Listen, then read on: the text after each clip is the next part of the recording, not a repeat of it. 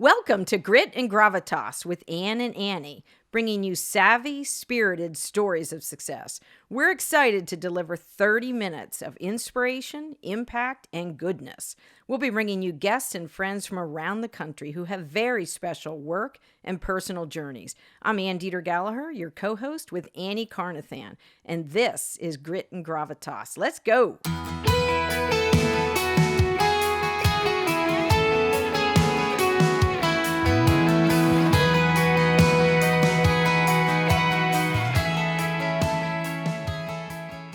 Welcome to Grit and Gravitas. Again, Annie Carnathan. Here we are, episode 12. Can you believe it? We are rolling along, girl. Yes, and we seem to not be running out of topics, so that's a good thing. We have a very good topic today. I mean, it's a meaty topic. It's meaty. It's going to continue to evolve. Yes. Right? As long as we are all in our day jobs.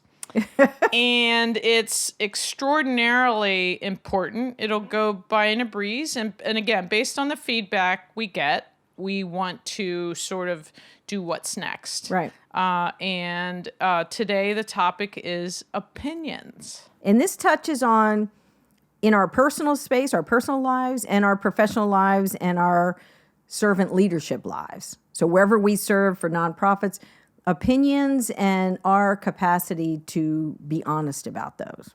Well, and think about it. What are you worth without your opinion? And you can only go along to get along for so often and not be authentic. Right. And when you consider that as a woman, that's a continually difficult cross to bear for many, many reasons. So we are always going to be simple, not easy. Simple to say that, right. Not easy to live that.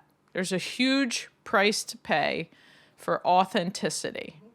And we're not really in a culture right now that is excited to have everybody's opinions. So you're going to lead us off and touch a little bit about a work culture and the expectation of sharing your voice and being honest about opinions. And I'm leading an independent, family-owned media company. I tell people you're a big dog. Well, right, and yes, big dog job, and very influential female CEO. Leadership. Thank you. And essentially, I think as the years evolved. Again, and it's not just a family-owned business, there's two families involved. Right. And the entire premise to that, when I got there, was, this outsider. Had a reputation, had worked with them forever. Right. And so, what the outsider? The outsider's going to make us corporate America. The outsider's going to do this. The outsider's going to do that. I spent 2 years wondering at all if I could do it. So there was a trust challenge in there when you came in. 100%. Because what you say and what you really want, and the headwinds and the obstacles. Good word. And the ability to come in internally and say, wow, not only externally do we have to bring partners in, internally it needs an entire rebirth, reorganization. And so it's sort of two things at once, and they're the two biggest things in the world to be.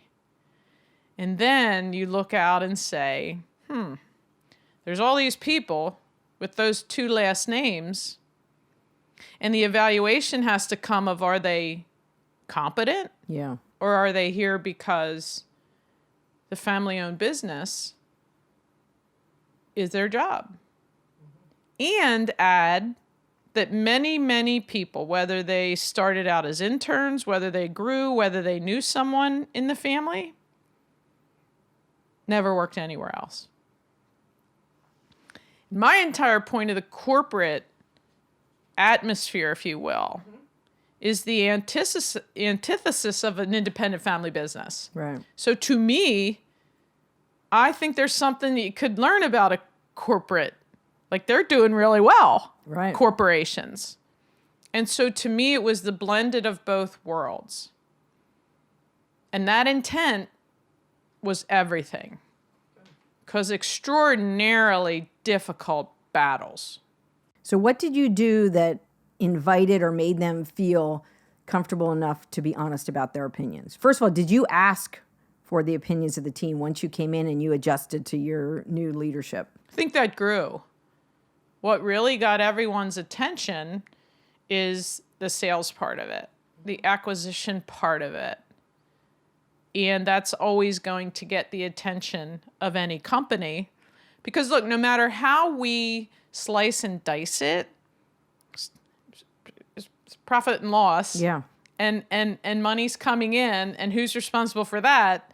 And there's money going back out, and who's doing the work there? Right. And when push comes to shove, the competency, the risk, the linear attraction to revenue is 100% about who's creating it, who's bringing it in. But then if it doesn't run well, if there's not a process, if you don't have highly, highly competent experts, not just to where media is going, but where it's going. Right. You saw this information age. Well, data and information is going to change the world. It started this thing called the internet. But when you were founded very successful, in the mass realm of broadcast and television and radio and right. print and newspapers and business journals, is a what? Right? Total transformation. And that's always pushing everyone off a cliff. Yeah. So I think that again, the headwinds, the obstacles were extraordinary. For someone you don't trust, how could you? Right? That has to be earned. That has to grow. It has to evolve. As well as your team, whom you're trying to put into positions of growth. Yeah. And have a culture where they can express their opinions. Bingo. Right there. And I think that's a challenge for small business, to which I would say you have got to make sure you create a culture where people feel honest and comfortable to share their opinions. On a small business level, one wrong decision will sink your ship. If you're a large corporation, you can weave and turn and sustain a hit by someone who wasn't honest or didn't give you the best feedback. Small business, not so much. So you have to, on our level, as small as we are, I try to make sure that everyone understands if you withhold your honest opinion, it's a business disadvantage. You are harming us when you do that. You're not looking out for my best interest. If you have information that would lead me to make a different decision because you don't want to hurt my feelings. And that's often, we both have families in our businesses, and that's can muddy the water as well. But I try to everyone we work with, including all the vendors, you have got to be honest with me. I need your opinion. That doesn't mean I'm going to take the advice. And we talked about this earlier. At the end of the day, for an entrepreneur or a small business owner, I rise and fall on my own sword. So I'm not looking to share the responsibility of that, and no one can but the business owner. But I need all the best intellectual insights and data that my team has. And you cannot create a culture where they're hesitant or afraid to tell you the truth. Oh, truth. TRUTH. Quick little story about that. One of the most prominent CEOs of Central Pennsylvania was Derek Hathaway, and he was CEO of Harsco. Right. International firm. Deep respect for him. As did everybody. He has unfortunately passed away now. When I was in a small meeting with him, just the two of us, and I was asking about executives at the Fortune 500 level, and we were talking about that, one of his insights I will never forget, he said, executives have to surround themselves with people who will tell them the truth. And sometimes when there's a lot of zeros after the first number of the salary, it can muddy the water in telling the truth. So you have to have people in your orbit that will tell you the truth, whether you want to hear it or not, because that's really how businesses thrive on every level, small and big. If you have family members in your employ, You have family. You have two different families, under your team of you're past 50 employees now, correct? Correct. You have to create the culture and create opportunities that they will be gut-wrenchingly honest with you, because that's how your business is going to grow and scale and thrive. And not based on their last name. Yes. Based on the competency. Yes. I am an assassin about the work. Right? And are they going to make the turn or not? Right. And if they didn't or they're not, I have absolutely, that's my jump off. I don't determine whether they stay employed in a different capacity. So really the driving engine of that was I don't have much fear. And all of that is betting on myself. Good. And I've never not succeeded in betting on myself. We talked about the huge setbacks I've had. I'm blessed to sort of go, what? Oh, yeah, I remember that. But boom, I'll risk it all again, X amount of years later. No, I love that. Your resilience is amazing. And that's I think at the core. And my point is I'm going to give everyone every opportunity to grow into the critical role they have on my team if they're leaders. So they're called department heads. And I can't do my job. I'm not a micromanager. I'm a leader. And when I say when I'm the most harsh, I'm the most scared. And so when I say, here's the final decision and the way it's going to be on this partner, that's me saying the most linear attraction to that is income. Mm-hmm. And that's a good thing. Yeah. I'm going to make the call because, to your point, it's not my business, but that has a direct impact and linear impact on me. And oh, by the way, I have a family and I have the same responsibilities and obligations as anyone could to take care of, to do my part to take care of us today, tomorrow and into the future. And so I have no fear of that. If I, am going to sort of make the bacon, right, I'm going to determine how it's fried. The rest, grow into that. I can't do what I do, and we can't evolve. We can't innovate. We can't get there. And it's always a journey, never a destination. If all of these leaders don't rise to that, it's impossible for me to do. I mean, I'll get the credit, and I've mentored, I've coached. I mean, I eat, sleep, and breathe my leadership team. And at this point, I don't want to work with anyone other than these people.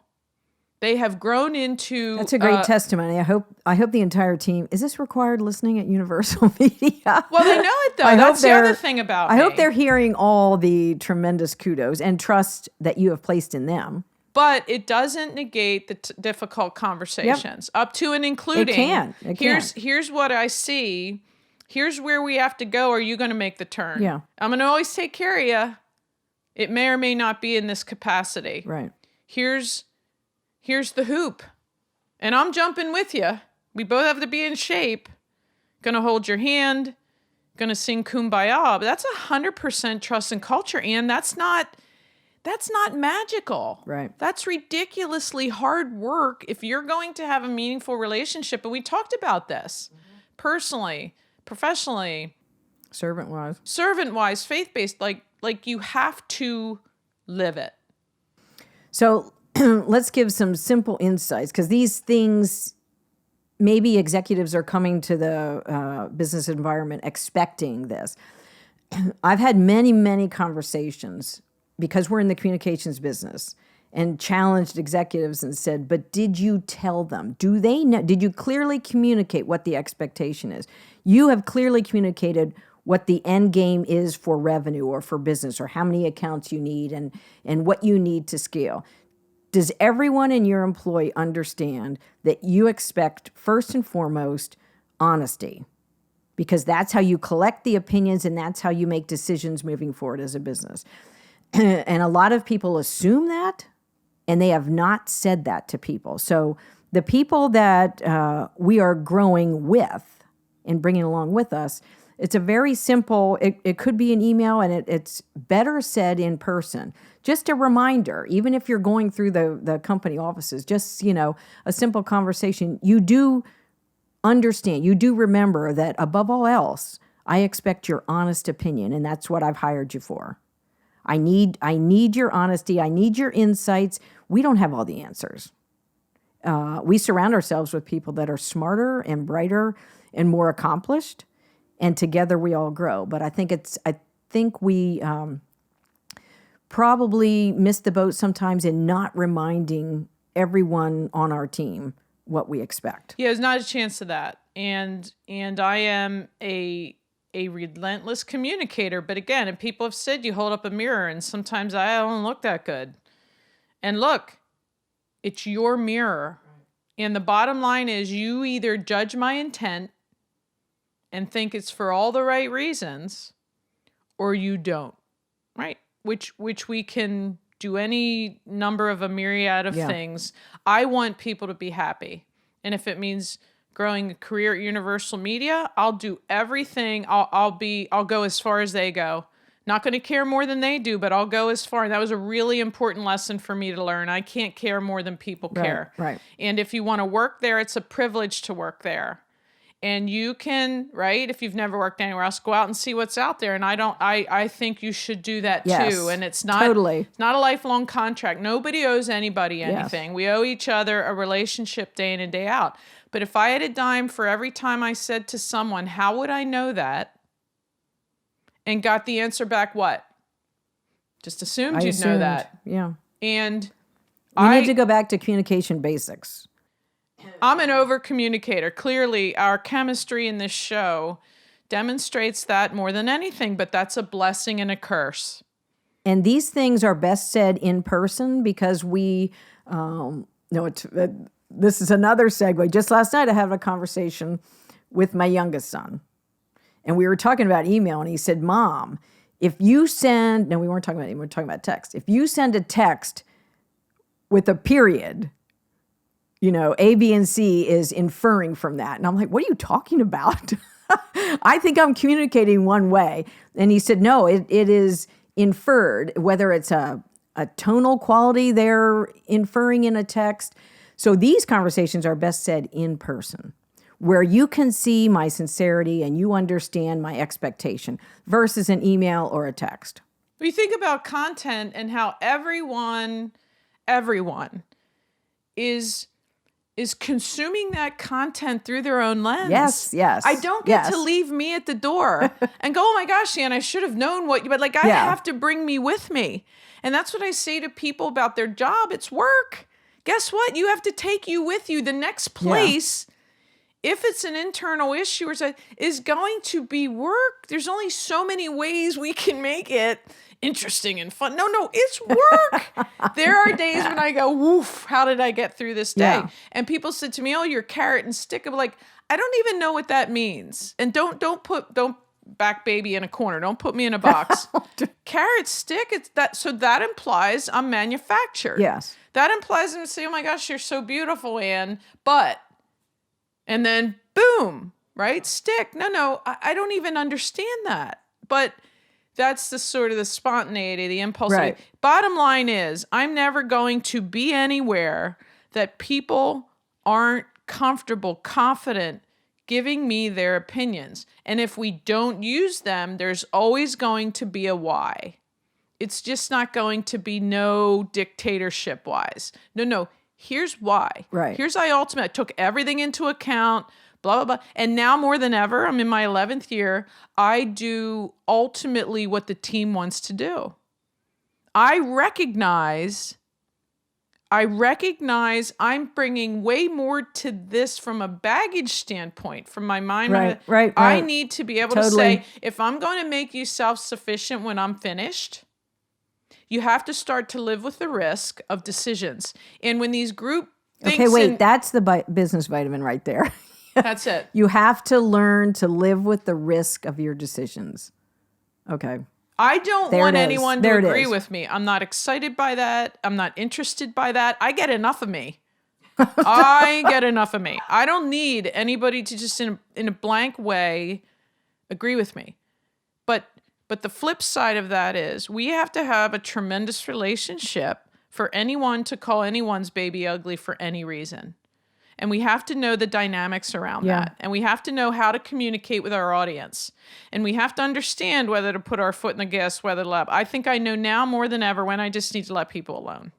Like get this some air. Let this percolate. Let us think about this. And there's risk in every decision. And these groupthink people at companies that make group decisions. Well, guess what?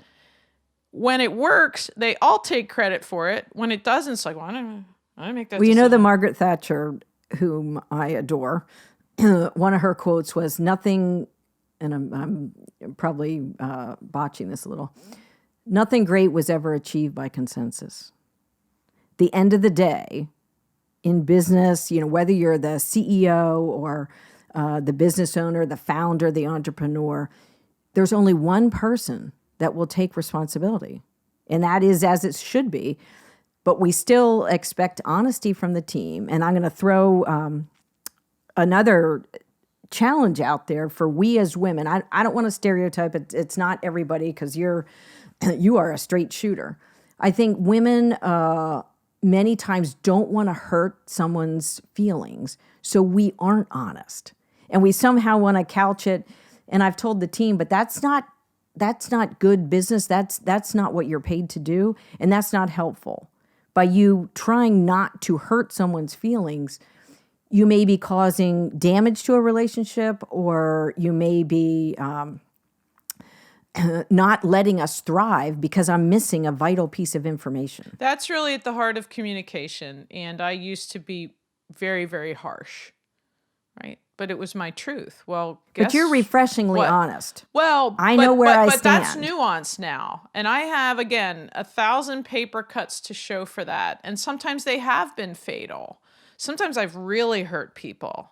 And I just didn't go back and take the time and care to communicate properly. And now, so if someone's shoes don't match, Annie, do you like my shoes? They're like, well, you know, it's awesome. But what I would have thought about was this. And so very, very subtly, there's options. Yeah. And I love options. So my favorite quote, and I am a massive fangirl Eleanor Roosevelt fan for many, many reasons. I mean, yes. Talk about like historical perspective, you know, what she was to her husband, how she was her own woman. I mean, I could go on and on. Right. And the standard bearer quote from her is, no one makes you feel inferior without your consent. Yeah. And so when someone says to me, you made me feel this, okay, I shouldn't have that power.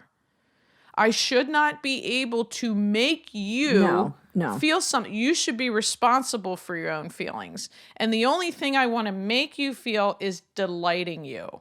Is to be Amy, you know, Murray's best part of your day. Yeah. Is to solely say, I'm going to be the wind beneath your wings today. And that's where I think a text, right? When I say someone, you know, across the country, good morning. When I send someone an article, there's nothing to it except, you know, I'm thinking about you. You don't have to read it. You don't have to respond to me.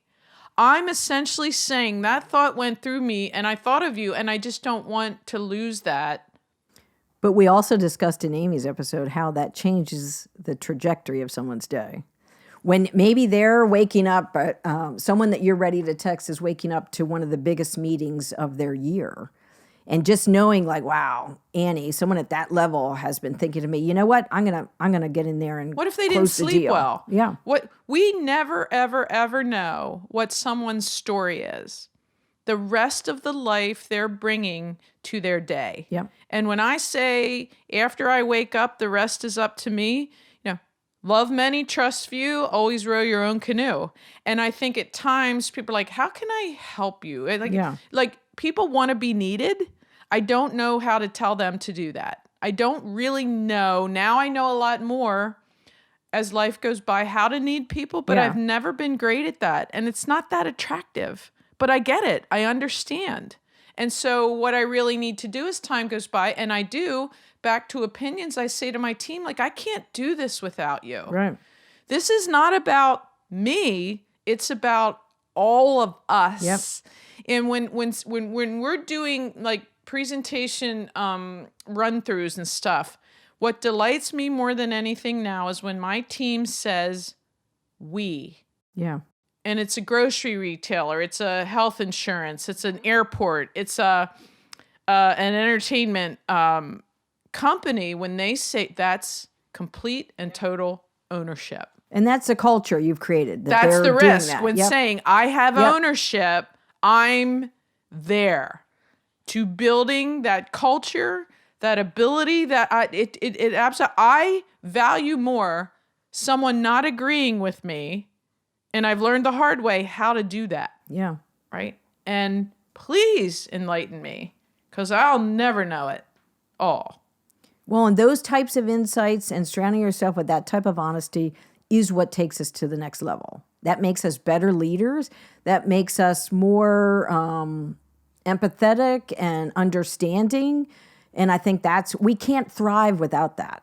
No, and when someone says, I want to be more like you, I say, well, then find more of me.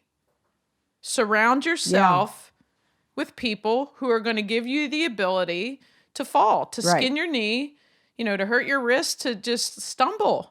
And we know we can fall as many times as is not. You just have to get up one more time than that. And you need to find people, to your point, who are going to tell you the truth and help you back up. And are you safe doing that or aren't you? And to me, there's a way more gray than there used to be for me, but not really. It's the way I nuance it. But in my heart, I have to look at it a certain way and just do everything I can to get to that. I don't want to go through life unless it's doing meaningful work. And that's whether in my nonprofit work, whether that's for the clients. We work with clients who we love and believe in. We drank their Kool-Aid, or we wouldn't invest 24/7 making sure that we're placing them right and we have the right nuggets to the story. So if our team isn't honest with us, we cannot continue to do the most meaningful work. You're at much possible. greater risk. Isn't that the irony? To make a decision, you're at tremendous risk. To not make it, you're at more risk. And now, 3 grown sons, and they have wives. 3 daughters-in-law. You have grandbabies. And look at that same element and philosophy for them. Right. Right. And so I think that, look, life is a sales call. You're not really ever going to get me to sit here without talking about the entire me. There's just not a lot of distinction between all of it. And it's not who I am. It is what I do, but I bring me to it. Yeah. And that's the big difference. So Time is up. This is how crazy this is, right? So in our big table of business for the women out there, we need your opinions. We need your honest opinions. It doesn't mean you hurt people's feelings with them, but you're just honest. Help us help you with the show. Yeah. Be honest. Yeah. Be constructive. What do you want to hear from us? What can we help you with? That's really the main centric mission and premise with us. And what does that look like from your perspective? Because you and I sit here, we're open, we're honest, we trust each other, we're sharing the good, the bad, and the ugly, and what can we help women with? And please, to do that, send it to people, help us help you. So no, you had the best business vitamin. What did we just say your business vitamin was? I have another one I'm thinking of. Well, go ahead. Let's give them 2, right? Let's give our tribe 2. Women, we hope you'll commit and join us to starting from the minute you listen to this on, being honest about your opinions in your workplace, in your home life, with your family, with your servant leadership positions. I think we can all go forward doing better and more purposeful work when we bring our honesty to the table. Be brave, be courageous, be honest. And have a high gear day while we're all doing that. Annie Carnathan, that 30 minutes flew by. I am better as always for chatting with you. Right back at you, lady. Love it. Thank you. Thanks for listening. It's our desire that these stories will bring energy, ideas, and fresh thinking that you can use today. Subscribe to our podcast and follow us on Instagram, and have a high gear day.